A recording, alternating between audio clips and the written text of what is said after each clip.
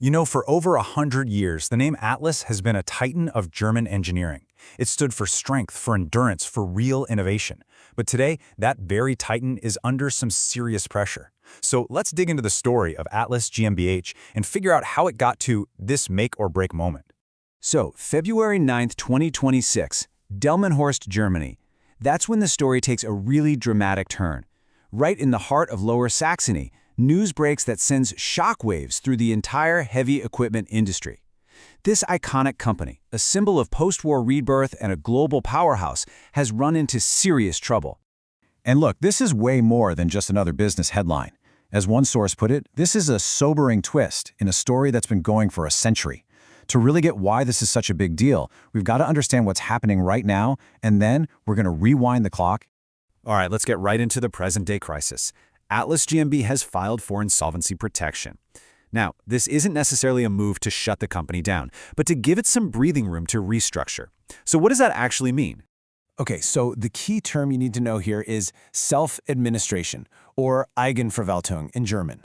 This is really important because it's not your typical bankruptcy where everything gets sold off. No, under German law, this actually lets the current management, the folks who know the business inside and out, stay in control to try and fix things.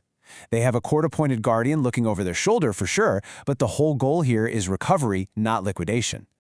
So, you might be asking, why did it come to this? Well, the company pointed to three main reasons. First up, the construction industry has been in a major slump. Then, you've got the simple fact that it's just really expensive to build these incredible machines in Germany right now. Think high energy and labor costs.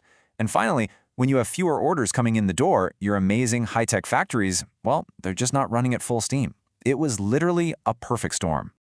Okay, so a German manufacturer is in trouble. Why should you care? Well, here's the thing.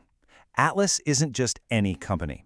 Their legacy is built on some truly game-changing ideas that honestly helped shape the world we see around us today.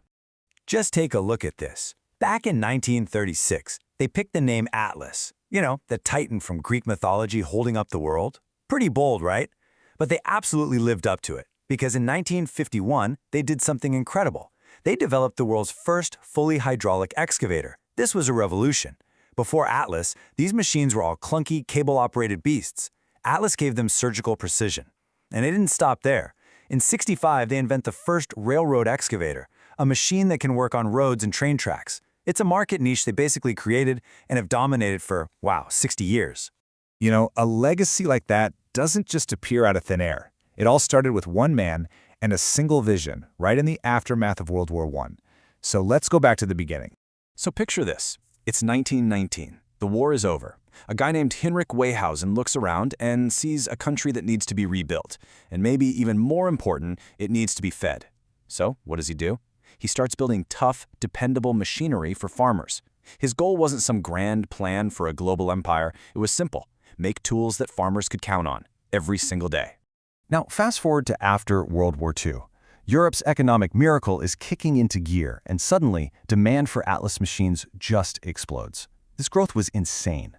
They opened a brand new plant in Vechta just to make hydraulic cylinders, the literal heart and soul of their excavators.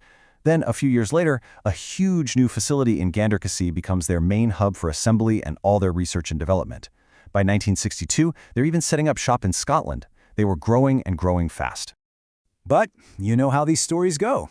With all that success came some serious growing pains. The next part of the Atlas story gets complicated. We're talking about family drama and the pressures of a world that was getting smaller. So here's where it gets wild. The founding family splits up. In 1971, the founders' sons basically go their separate ways and create two different companies. But here's the kicker. They were both using the Atlas name. Can you imagine the confusion?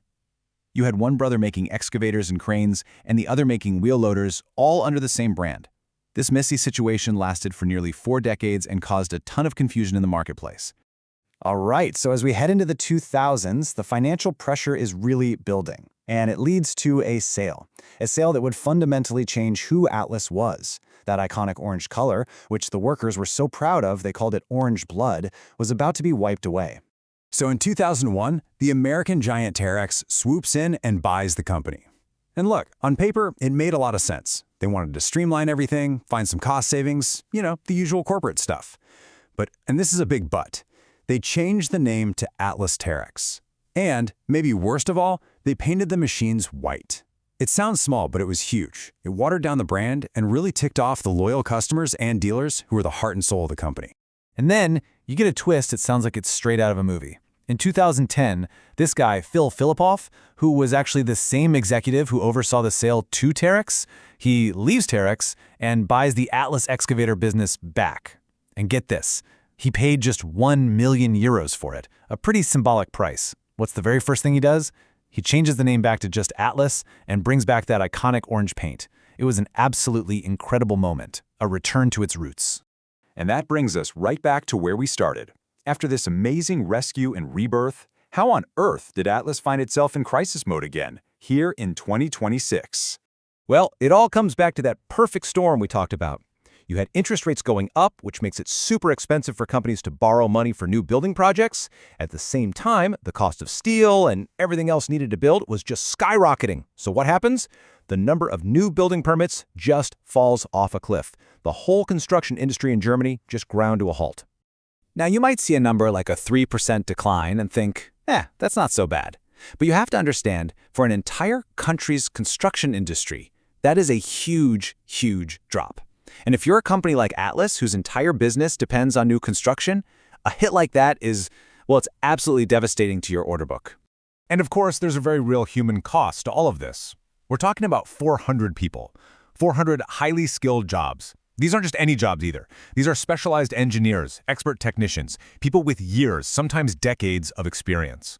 For now, their jobs are safe until the end of April. But their future, and all of that incredible knowledge the company has built up, it's all hanging in the balance.